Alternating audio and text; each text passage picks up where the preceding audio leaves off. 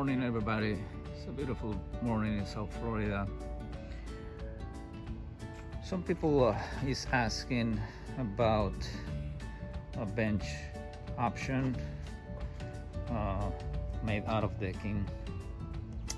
Even if you want, you can make a storage area below it. I didn't really I wasn't interested in that, but you can do it. Then I have, in my case, I have a couple steps on the deck, and then I have the long bench here connected to the fence. I have pillows and for a nice setting, but I just don't have it out right now. You can see this first section can fit 2 or 3 people. Then I have 2 individual seatings.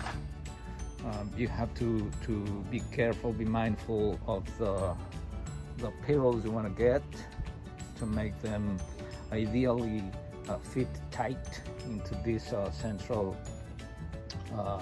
seats, because it looks nicer. Then I have 3 more of the, wanted to run away, this wall here. Let's all right, and then three more seats here, and that's it. That is my bench.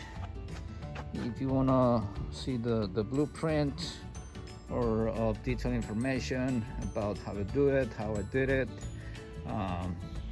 comment, just ask me, and I'll be happy to answer in more detail. Have a great morning.